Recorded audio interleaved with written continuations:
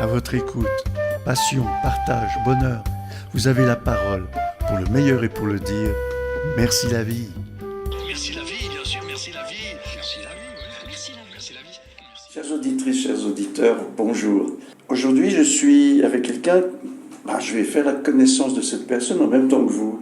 Je trouve ça excitant, je trouve toujours sympa de se retrouver en face de quelqu'un comme ça. On a décidé, attends, on se dira des choses tout à l'heure. On va pouvoir en discuter tranquillement avec nos auditrices et auditeurs. Donc ça va être un moment de bonheur, j'espère, de partage de toute façon. Je suis avec Chantal Peyer, c'est ça qu'on dit? Oui, comme ça qu'on dit, Peyer. J'étais dans le train entre Versoix ici en arrivant à notre rendez-vous. Et puis je parlais de chemin, et c'est étrange parce qu'on a quand même bu un petit truc tout à l'heure, et puis le mot chemin est venu à 2 reprises. En introduction, j'aimerais proposer une sorte de métaphore. Parfois, je suis sur un chemin, et puis je regarde le paysage, et j'oublie que je vais m'encoubler sur le prochain caillou. Connard de caillou, disons en français. Au contraire, je peux être tellement maintenant, grâce à cette expérience quelque part, être concentré sur mes cailloux, que j'en oublie le paysage, et finalement j'oublie même le chemin que je voulais prendre. Donc il y a toujours une juste mesure de l'un à l'autre, et puis des fois ça peut être très très énervant, surtout si on met d'abord la faute sur le caillou. Aujourd'hui, Chantal, c'est un petit moment où on partage le même chemin, donc bienvenue à notre émission Merci la vie. Merci beaucoup. Chantal, quand vous entendez Merci la vie, ça résonne comment en vous? Ça résonne fortement dans le sens où c'est vrai que je pense que dans ma propre vie, j'ai toujours oscillé entre voir les problèmes et être dans la gratitude, et je continue, mais j'essaie de verser de plus en plus dans la gratitude et de regarder les choses à partir de ce point de vue, tout en étant lucide aussi sur les choses, sans verser. Mais c'est vrai que cet ancrage de gratitude, j'ai l'impression que c'est une porte qui ouvre vers justement un chemin qui est à la fois serein, joyeux et qui peut amener beaucoup de beauté au monde. Tout à l'heure, vous m'avez proposé un mot dans notre courte discussion, c'était le mot non-violence. C'est un terme bizarre, j'ai de la peine à me l'approprier, ce mot non-violence. C'est en lien aussi avec mon propre parcours, je pense, parce que j'ai travaillé pendant 20 ans dans le monde des organisations non gouvernementales, et puis j'ai beaucoup travaillé sur les enjeux de droits humains. J'ai fait des enquêtes sur les conditions de travail dans les usines en Chine qui fabriquent les ordinateurs, les smartphones. J'ai fait ensuite des enquêtes au Congo avec des partenaires et des gens absolument remarquables sur place sur les violations des droits humains par des filiales de grandes entreprises suisses qui font des milliards de dollars de chiffre d'affaires et puis qui se permettent, par exemple au Congo, on avait travaillé sur une firme qui rejetait de l'acide pur dans la rivière, donc qui était une source d'eau que les gens utilisaient pour boire, pour se laver dans les villages en dessous, qui travaillait sur des exploitations où parfois ils chassent les populations locales, où il y a des expropriations de terres, tout ça parce que le sous-sol est riche en minerais. Donc c'est vrai que dans tout cet univers des droits humains, on est confronté à beaucoup de violence. On le voit aussi aujourd'hui avec le contexte actuel. Et puis face à toute cette violence, dans mon chemin et les gens avec qui je travaillais, en essayant de défendre la notion de la justice. Et on se basait sur les droits humains et la Déclaration universelle des droits de l'homme, qui ont été intégrés dans les politiques nationales, pour défendre ces populations, pour travailler ensemble, faire reconnaître leurs droits, obtenir des dédommagements.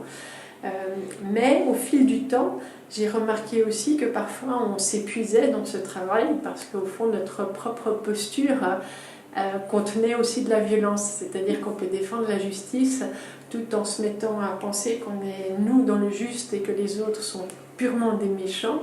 On peut haïr l'autre quand on fait de la politique, ou alors on peut dire exactement les mêmes choses sans haïr les gens, faire le même travail de justice mais à partir d'un lieu intérieur qui est plus serein et où on n'est pas en train peut-être de venger juste des gens ou peut-être même de soigner ses propres blessures d'enfance, mais où on peut travailler à partir d'un lieu beaucoup plus libre et pour moi ancré dans une forme de joie et de gratitude finalement, tout en gardant autant de détermination dans ce qu'on fait. Et pour moi, la non-violence, et même le travail de Marshall Rosenberg sur la communication non-violente, c'était vraiment aussi apprendre ce chemin. Comment est-ce qu'on peut s'engager pour un monde plus juste, pour la durabilité, aussi prendre position publiquement, faire des débats politiques, sans se mettre à haïr l'autre. Et c'est vrai que dans le monde d'aujourd'hui, on voit bien aussi avec la polarisation aux États-Unis, qui contagie la France, ou c'est même des dynamiques propres, et même en Suisse, ça devient de plus en plus difficile de se parler quand on n'est pas d'accord, parce qu'on sait plus parler, parce qu'en fait on est parfois tellement identifié à nos idées, ou qu'on n'arrive pas à comprendre qu'on peut avoir des idées fortes, et qu'en même temps l'autre peut penser différemment, et qu'on peut le respecter sans se trahir totalement. Et donc voilà, c'est aussi de dire, puis d'ailleurs Gandhi, qui était un de mes modèles, une de mes sources d'inspiration, on va dire avec Mandela, etc., ils disent toujours aussi, on doit être le changement qu'on veut voir pour le monde. Donc c'est vrai que si moi-même j'agis à partir de juste soit ma tristesse, les violences que j'ai subies, ou ma colère, je ne vais pas amener la même chose au monde que si j'agis à partir d'un lieu plus calme et plus aimant, tout en étant déterminé et lucide sur les faits. Donc déjà, il faut se rendre compte que ce n'est pas forcément la faute du caillou dans cet axe-là. C'est-à-dire qu'avant de juger l'autre, avant d'aller voir si effectivement on va engendrer quelque chose d'une dynamique négative quelque part, est-ce qu'on fait aussi bien de regarder si finalement c'est moi qui n'ai pas vu le caillou? Oui, tout à fait, oui. Et puis de se dire au fond... alors après, les généralités, c'est toujours difficile, mais que la réponse à la violence, parfois il faut savoir mettre des limites. Enfin voilà, je ne parle pas des situations absolument dramatiques où les gens se font tuer, violer, ou des situations extrêmes comme ça. Mais sinon, par exemple, on peut être extrêmement puissant sans répondre à la violence par la violence, y compris en mettant de l'imagination et de la créativité. Quand justement j'ai fait beaucoup de travail politique, j'ai fait du lobbying au Parlement suisse sur les droits humains, j'étais porte-parole d'une campagne qui s'appelle l'Initiative pour des multinationales responsables en 2020, sur laquelle on avait voté. Et puis après, j'ai co-créé avec Annick Wagner le Hub des possibles. Et au Hub des possibles, on parle beaucoup d'optimisme lucide, en disant on peut être lucide sur comprendre la réalité du monde, et aujourd'hui on est traversé par des crises dans le monde actuel, et en même temps choisir l'optimisme. Et en fait, choisir l'optimisme, c'est choisir. Donc c'est décider de rester dans la joie, pas dans le fait que ça va être facile. On n'entend pas l'optimisme comme ça, où il suffit d'y croire pour que ça se fasse. C'est choisir la joie en fait, et choisir qu'on peut faire partie du changement, et que ce changement, on peut le faire à partir aussi de la joie, même si le monde est difficile. Et qu'en le faisant comme ça, peut-être qu'on pourra aussi de plus en plus inspirer d'autres gens à s'engager pour ce à quoi ils croient profondément. Non-violence, ça autorise tout de même d'être fâché, je suppose. On a le droit de ne pas être content quand on est non-violent. Oui, bien sûr.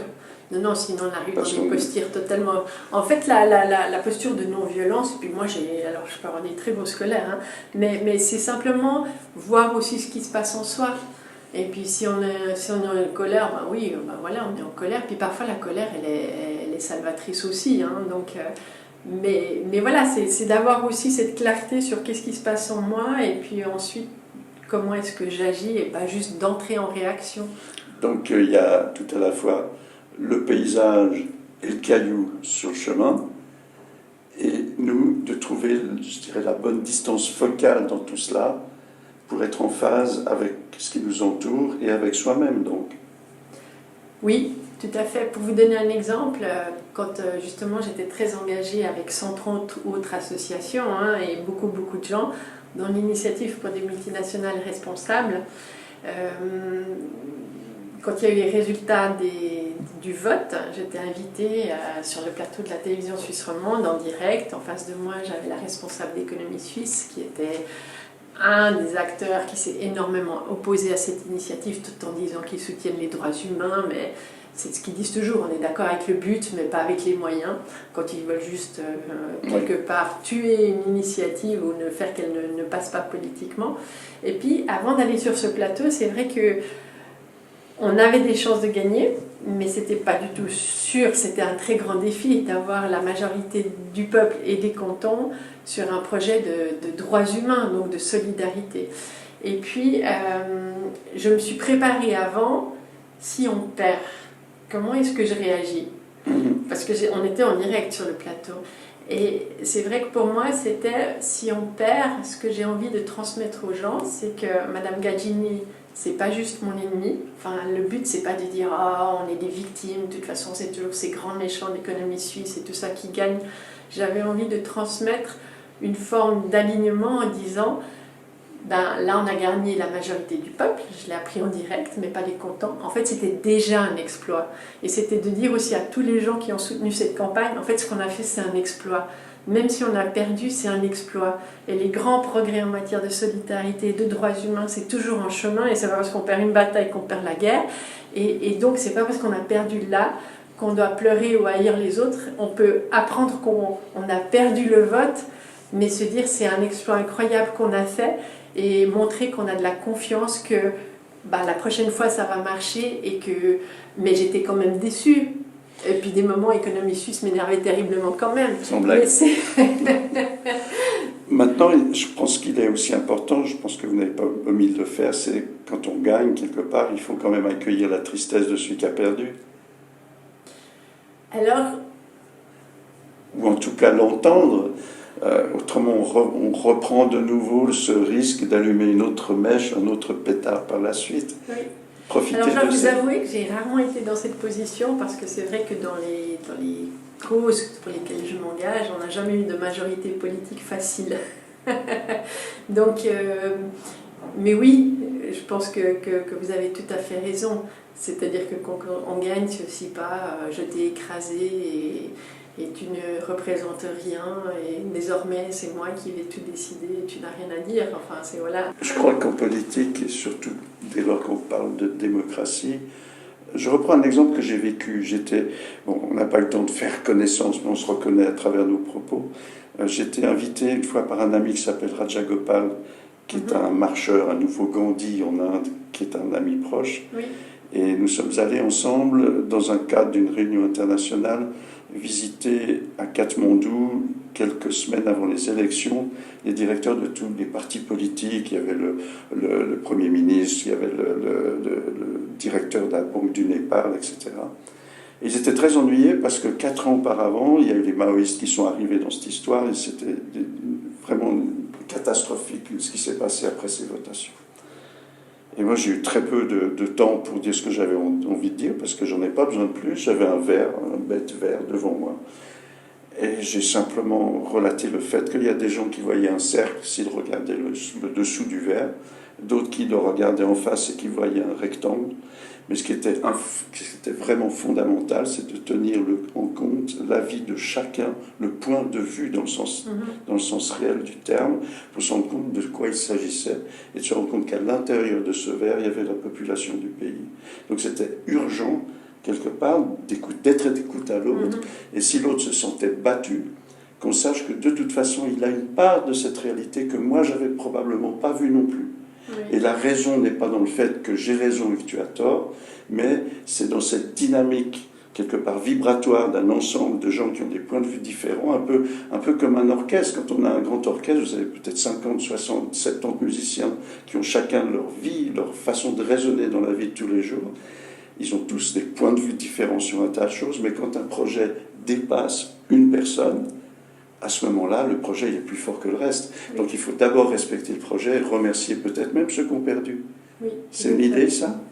Oui, puis c'est un travail d'humilité, en fait, de ce côté, enfin il y a deux choses que j'avais envie de dire, ce côté de se dire qu'on est au service de quelque chose qui n'est pas juste notre petite personne, même quand on fait de la politique, c'est vrai que ça remet à distance aussi nos propres réactions, pour juste se dire on est au service de quoi, et si tous dans notre travail on se souvenait de ça, je pense qu'il y a beaucoup de processus qui se passeraient autrement. Je pense qu'en fait, toutes ces postures, ça demande aussi une maturité intérieure et un cheminement intérieur. Et l'autre exemple ou chose que j'avais envie de partager, c'est Nelson Mandela, un autre de ces grands personnages politiques. Il y a un auteur qui s'appelle, je crois, John Carlin, si je me souviens bien, qui a écrit un livre qui s'appelle Le sourire de Mandela. Et en fait, il a beaucoup suivi Mandela en tant que journaliste. Et il a écrit un livre avec différentes anecdotes. Et il raconte notamment une anecdote que Nelson Mandela lui a raconté que quand il était président, à un moment donné, ils ont voulu faire des élections et il y a un parti d'extrême droite d'Afrikaners qui voulait quelque part faire en sorte que les élections ne puissent pas se tenir, les saboter. Et puis il a invité leur leader à la maison chez lui. Et le leader est arrivé, il lui a ouvert la porte et puis ensuite il lui a proposé un thé. C'est lui qui lui a servi le thé, qui a mis la crème, qui a remué, qui lui a donné. Puis il a commencé par lui demander comment ça va pour vous actuellement. Et en fait, eux, ils avaient justement perdu. Ils ont fait des choses absolument atroces sous le système de l'apartheid. Et Mandela, il a eu cette capacité, en fait, à voir où était l'autre personne à ce moment-là. Et elle était dans la peur.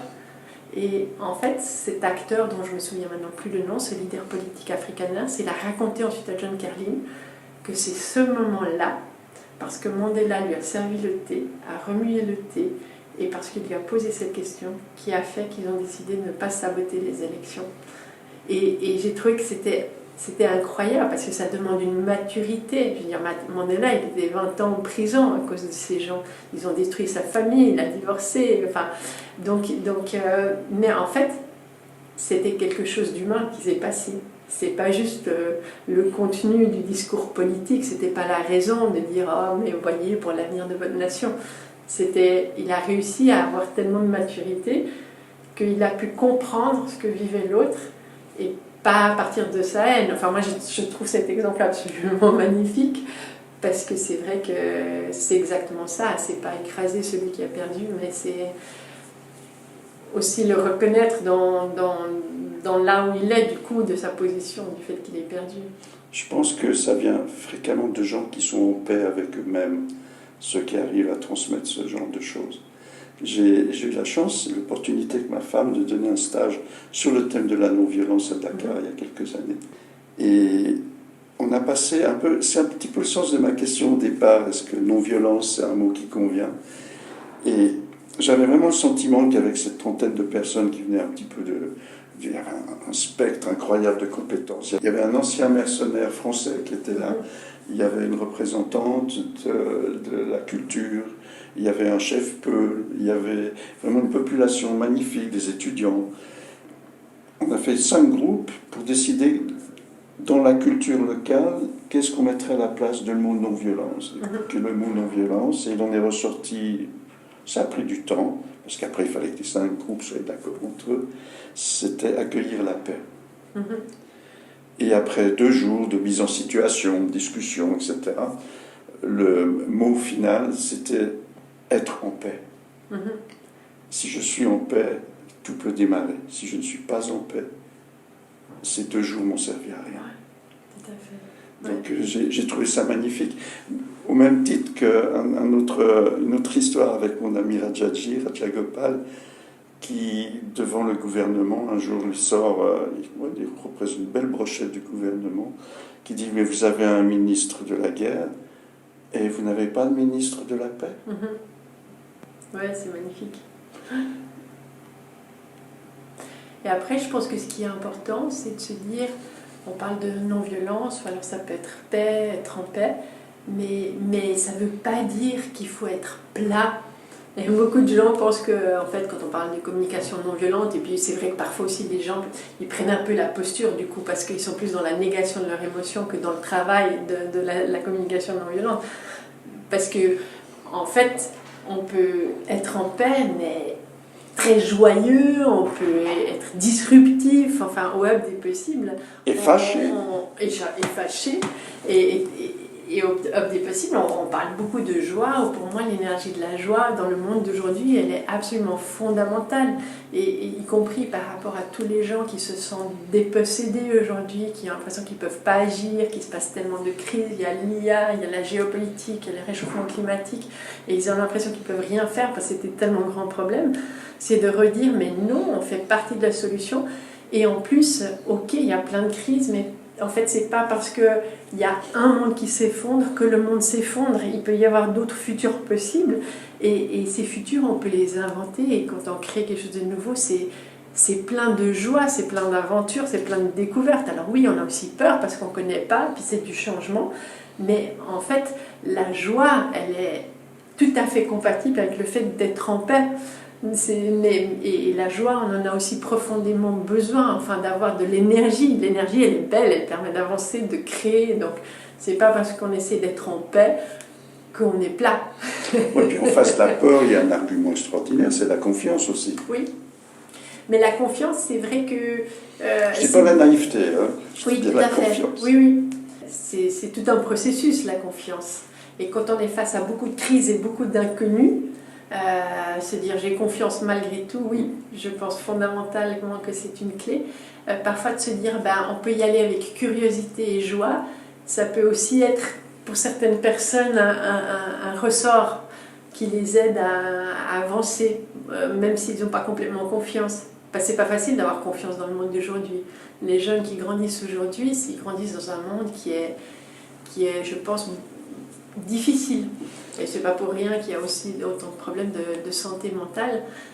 Et en même temps, toutes les crises, c'est l'occasion d'inventer des choses magnifiques. Alors évidemment, c'est vrai que les auditrices, auditeurs de Merci la vie connaissent déjà ceci, mais j'ai envie de vous en parler pour avoir votre avis, Chantal.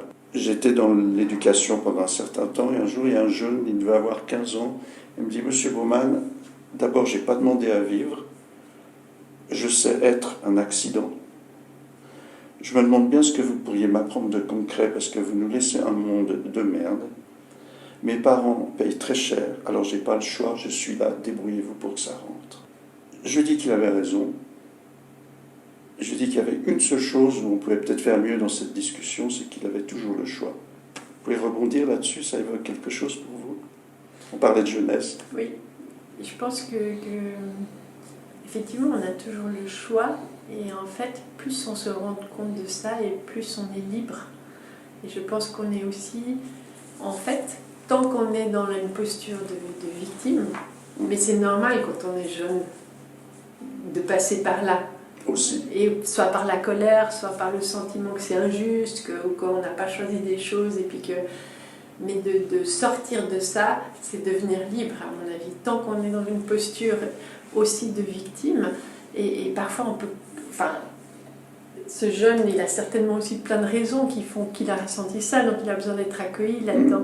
Mais le jour où il comprend qu'il n'a pas choisi cette situation, mais puis qu'il peut choisir ce qu'il en fait. C'était une phrase de Sartre qu'un de mes professeurs de sociologie politique avait citée, qui était de dire « Vous n'êtes pas responsable de ce qu'on vous a fait, mais vous êtes responsable de ce que vous faites à partir de ce que l'on vous a fait. » Et ça peut sembler parfois injuste qu'on nous dise ça. Et là encore, je ne parle pas des gens qui ont subi des violences extrêmes, etc. Je pense là, il faut y aller avec beaucoup de prudence. Mais disons par rapport aux gens qui ont eu des blessures, mais qui restent d'un ordre raisonnable, de réaliser ça, c'est en fait une énorme libération.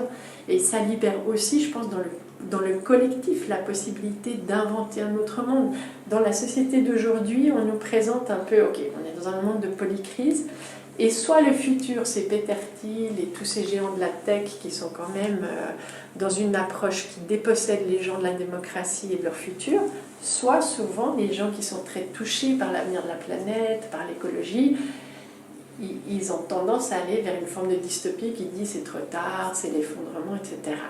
Et en fait, de réaliser que l'effondrement, c'est quand même aussi se mettre dans une position de victime, et qu'au milieu de tout ça, il y a tout un espace où on peut toujours choisir d'inventer autre chose, et que aussi collectivement, on n'a pas besoin d'être 99% des gens pour que les choses changent, on doit être 20% des gens pour que des bascules s'opèrent. Donc on fait partie de cette solution, et on peut, si on décide qu'on n'est plus victime et qu'on accuse les autres et que c'est foutu, en fait commencer à réellement agir, et ça nous redonne un pouvoir, y compris par rapport aux gens dont on se sent quelque part les victimes. Et donc ça ouvre un champ énorme de liberté aussi dans toute le processus de transformation sociale. Dans le cadre de cet adolescent, c'est le collectif qui était dans ce jour-là, parce qu'ils ont choisi ensemble de continuer à discourir à propos du choix. Et à la fin de la séance, il a choisi de rester. Ouais. Mais c'est le collectif qui s'est mis dans cette dynamique aussi d'écoute. Et puis ensemble, ils ont trouvé une solution. Il a trouvé du sens à la raison pour laquelle il resterait. Oui. Donc c'est magnifique. Oui. Là, ça fait un petit moment qu'on discute déjà, on fait connaissance. Hein. Le hub des possibles, est-ce qu'on pourrait juste avoir... Alors, je pense qu'il y a un site internet. Oui, tout à fait. Je mettrai ça sur les commentaires sur le podcast sur YouTube. S'il y a d'autres documents, ouvrages littéraires dont vous avez cité, je crois, un de Nelson Mandela, si vous me donnez les références, je les mettrai également. Oui, avec plaisir. Il nous reste un petit moment. Si je vous repose maintenant la question, merci la vie, comment ça résonne en vous? Parce que je vais zoomer un peu plus loin. Dans ces dernières 24 heures, en phase avec la vie, parce que je pense que vous y êtes très attentive, est-ce qu'il y a eu un événement, une petite flamme d'amour, de vie comme ça, où vous dites, chouette, si je n'avais pas été attentive, si je n'avais pas vécu dans l'instant, je ne l'aurais pas vu? Dans ces dernières 24 heures. Oui, il y en a plein. Un. Enfin, un seul. Même la rencontre que j'ai eue juste avant de vous rencontrer, c'était avec quelqu'un que j'ai revu à un débat, et puis on va commencer une collaboration. Et c'était juste, waouh, tout ce qu'on discutait résonnait, s'ouvrait, et puis ouvrait des nouvelles perspectives pour faire des projets magnifiques. Et en fait, ça, je le vis très souvent, en fait, avec le Hub des possibles. J'ai comme un sentiment que j'aimerais partager avec vous, c'est peut-être pas notre dernier entretien. C'est possible. Avec plaisir. Je me limite parce que je connais aussi un petit peu le profil des gens qui nous écoutent. Au-delà d'une demi-heure, la plupart me diront, écoute Michel, on peut continuer une autre fois? Oui, bien sûr, je comprends. D'accord. Donc, chères auditrices et auditeurs, merci de votre écoute. Merci à Chantal. Merci Chantal à vous. Peyer. Oui. Je me rappelle des noms, j'ai un souci des fois avec les noms, avec Chantal Peyer. Un grand merci de ce moment de partage. Merci à vous. Et puis peut-être bien à bientôt. Et puis merci à quelqu'un qui nous est cher aussi, qui a fait qu'on est ensemble aujourd'hui et qu'on peut un petit peu mettre en lumière ce que l'on pense faire de cette vie, qui est un cadeau pour nous. On a tellement de chance. Oui, tout à fait. C'est merci à Annick Wagner, voilà. cofondatrice du Hub des possibles. À tout bientôt et merci bientôt. encore de votre écoute. Merci Chantal. Au revoir. Au revoir. Un grand merci de votre soutien. Merci de continuer à vous abonner. Je vous souhaite le meilleur du monde et à tout bientôt. Au revoir.